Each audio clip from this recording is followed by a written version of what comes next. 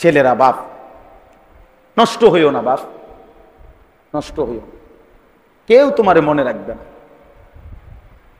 তোমার নিজের লাইফ তুমিই তো দেখাও। শেষ পর্যন্ত ছেলে পেলের এখন হালাত হইল, কেউ যেহেতু তারে দেখে না, এই জন্য নিজের ছবি নিজেই সারাক্ষণ নিজে নিজেই হাসে, নিজেই সেলফি তোলে, নিজে হাত আলগি দেয়, নিজে হাসে, নিজে কাইত হয়, শীত হয়। প্রতিবন্ধী যে তার সিরা, যে তার সিরা, তো তারা তার সিরা পাগল, তারাই তো এরকম নিজে নিজে হাসে, নিজে নিজে যেটা মন চায় এটাই। আমার তো এই জন্য সবসময় এটা মনে হয়, মোবাইলে যারা সেলফি তোলে, নিজের ছবি নিজে উঠে উঠে এরা প্রতিবন্ধী, তার সিরা পাগল, এটা মাতাল ছাড়া আর কিছু, এটা মাতা। চুল নিয়ে যারা ব্যস্ত হয়, পুরুষ ছেলে, মানে সারাক্ষণ চুলের নিয়ে ফ্যাশন, একটু পর পর চুল ফিরায়, একটু পর পর আয়নাতে দেখে, একটু পর পর ডিজাইন বদলায়, চুলের উপরে সারাক্ষণ পেরেশানি যাদের, এই হাফ লেডিস, অর্ধেক অর্ধেক লেডিস, বাকি অর্ধেক লেডাস। মানে লেডিসের পুরুষবাচক শব্দ আর নিজে বানাই নিছি, এটা ইংরেজি শব্দ, এটা ইংরেজিতে নাই, এমনি আমি এটা বানাইছি। লেডিসের সাথে হলো লেডাস। আমরা এই কথাটা খুব কম বুঝি, সমাজের সাথে, পরিবেশ পরিস্থিতির সাথে, স্রোতের সাথে গা ভাসায় দেয়, গা ভাসায় দিচ্ছে। ইমরান ভাই, এই বাচ্চা এগুলো কমানো যায় না? এদেরকে কেন আনা হয়েছে? মানে কোনো জিলাপি টিলাপি দিবনি না, তাহলে কেন আনা হইলো এগুলা? কাবজাব করতে আছে শুধু এগুলা। একসাথে বসতে দিয়েন না কমপক্ষে। তাইলে দেখেন, আমার কথা শুনে, তাইলে বাপ, আমি এই জন্য বলছি, প্রথম কথা হলো প্রত্যেকেই আলাদা আলাদা নিজের জন্য শুনে। আমার জন্য শুনতেছি আমি, আমার জন্য। ডানে বামে আর কেউ আমার সাথে নাই, ঠিক আছে, নাই, আমি একাই আল্লাহর জন্য, দ্বীনের জন্য লড়বো, থাকবো, পালন করব।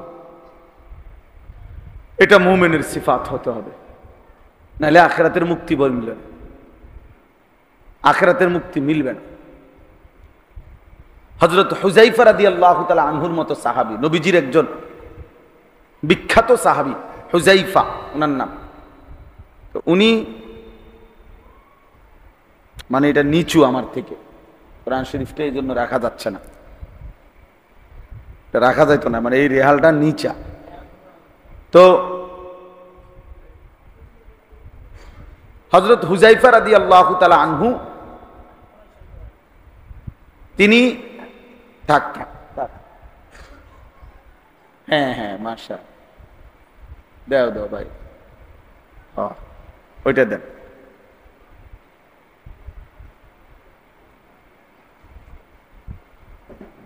এবার ঠিক আছে, জাযাকাল্লাহ। তো হযরত হুযায়ফা রাদিয়াল্লাহু তাআলা আনহু এই নবীজি সাল্লাল্লাহু আলাইহি সাল্লামের একজন বিখ্যাত সাহাবী। তো তিনি একদিন নবীজিকে একটা লম্বা হাদিসের একটা অংশ বলতেছি আর কি লাস্টে, তিনি নবীজিকে একদিন এই কথার প্রসঙ্গে অনেকগুলো প্রশ্ন করছে, ফিতনা মুসিবতের সময় কেমনে চলবে এগুলোর উপরে বিস্তারিত জানতে চাইছে। তো বলতে বলতে এক পর্যায়ে নবীজিকে একটা শেষ কথা বলছে যে, ইয়া রাসূলুল্লাহ, যদি চারিদিকে ফিতনা ইমানের উপরে, ইসলামের উপরে এত বেশি মাত্রায় ছড়িয়ে পড়ে যে আমি চলার পথে, আল্লাহর পথে চলতে গিয়ে আমার সাথে আর কাউকে পেলাম না, তখন আমি একা কি করব, আমার করণীয় কি? তখন হাদিসে আছে, নবী সাল্লাল্লাহু আলাইহি ওয়াসাল্লাম বলছেন, ফাতাজিলিল ফিরাকা কুল্লাহা, সব দল, সব মত ছেড়ে দাও, সবগুলো তুমি বাদ দাও। আর তুমি কি করবা? ওয়ালাউ আনতা আদদা বিআসলি শাজারাতিন, প্রয়োজনে তুমি একাই গাছের শিকড় গোড়ালি, এই মারির ভেতরের দাঁত দিয়া কামড়াইয়া ধরে, আটকাইয়া ধরে হলেও আল্লাহ দ্বীনের উপরে একাই টিকে থাকে। এটা জরুরি বিষয়। এই সমাজে আজকে আমাদের অনেক কষ্ট হইতেছে, এক একটা মাদ্রাসার ছাত্ররে ধরে রাখতে জান প্রাণ কষ্ট হইতেছে। জান একটা ছেলে এক সপ্তাহের জন্য বাড়িতে গেলে দেখে তার স্বাস্থ্য ভাই, জ্যাঠতো ভাই, মামতো ভাই, ফুফাতো ভাই সবার হাতে হাতে বড় মোবাইল। তার মা, তার বাপ, তার বোন, তার দুলাভাই, তার চাচা, মামা, ফুফা, খালু, তার দাদা, নানা, এগুলো পর্যন্ত টেলিভিশন দেখে, চা দোকানে, আল্লাহর জমিনে তার চারিদিকের আত্মীয় স্বজন সব বড় বড় মোবাইল। এই অবস্থায় এই ছেলেটারে কোরআন শেখানো, মুখস্থ করানো, আবার মাদ্রাসায় ফিরাইয়া আনা ঠিক মতো আবার সবকে বসে, খুব কঠিন, রীতিমতো যুদ্ধ,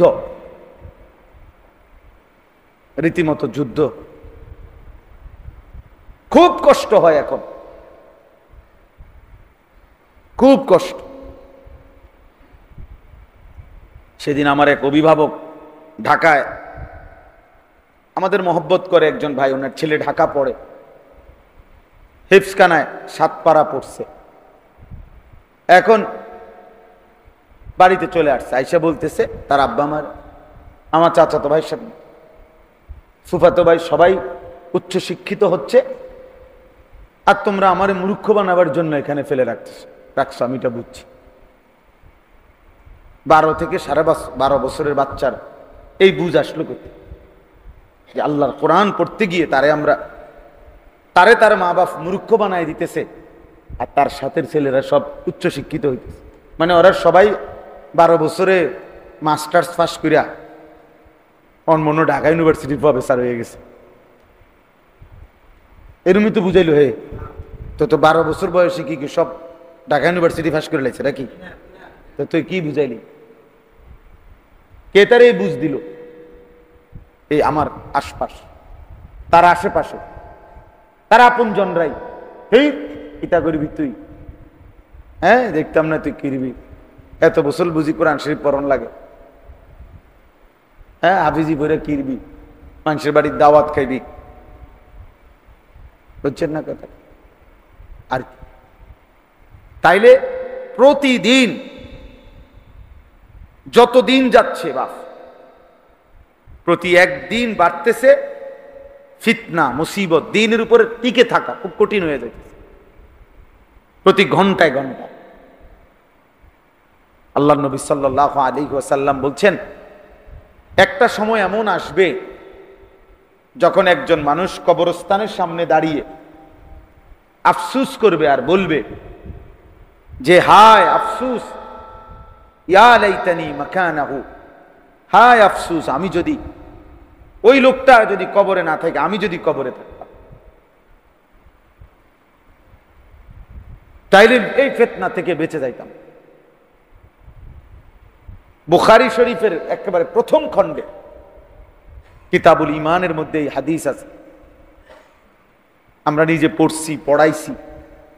আল্লাহ নবী সাল্লাল্লাহু আলাইহি ওয়াসাল্লাম বলছেন, অচিরেই তোমাদের উপরে এমন ফিতনা আসবে, দ্বীনের উপরে চলা এত কঠিন হবে যে শেষ পর্যন্ত একজন ব্যক্তি তার দ্বীন বাঁচানোর জন্য একটা ছাগল, যে শুধু দুধ দেয়, দুধওয়ালা একটা ছাগল বকরি নিয়ে কোন জঙ্গলের উপরে একাকী চলে যাবে, শুধু দুধ দহন করে খাবে জীবন বাঁচানোর জন্য, আর জঙ্গলের উপরে চলে গিয়ে নিজের ঈমান বাঁচানোর জন্য ইয়াফিরু বিদীনিহি মিনাল ফিতান, বুখারীর হাদিস,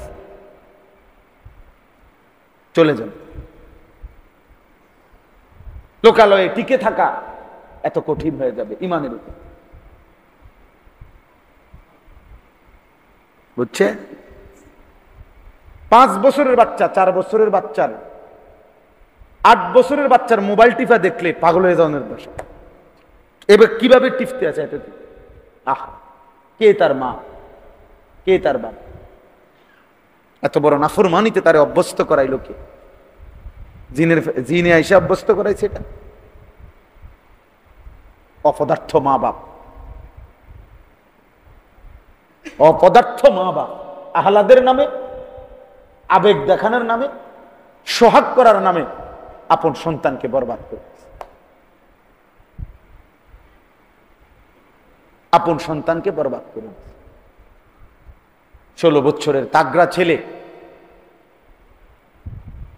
প্রতিদিন আপন ঘরেই ঘুমায়, খোদার 365 দিনে কোনো দিন ফজরের নামাজ পড়ে। আর এই অপদার্থ মা বাপ নামের এই অথর্ব দুইটা ওদের চোখের সামনে এই নাফরমান প্রতিদিন 8টা-9টা বাজে ঘুম থেকে উঠে, আর ওরা ওরেই নাস্তা খাওয়ায়, ওর জন্যই বিল্ডিং করতেছে, ওর জন্যই জমি কিনতেছে, ওর জন্যই মাথার ঘাম পায়ে ফেলে টাকা রোজগার করতেছে। এই অপদার্থের জন্য যে সারা রাত হয় মোবাইলে নারীর ছবি দেখছে, উলঙ্গ দৃশ্য দেখছে, এখন ঘুমায় আছে জানোয়ারের মতো, উঠবে 9টা কিংবা 10টা বাজে। আর এই অপদার্থের জন্য ওইতে বেড়া আজকে 12 বছর বিদেশ করে,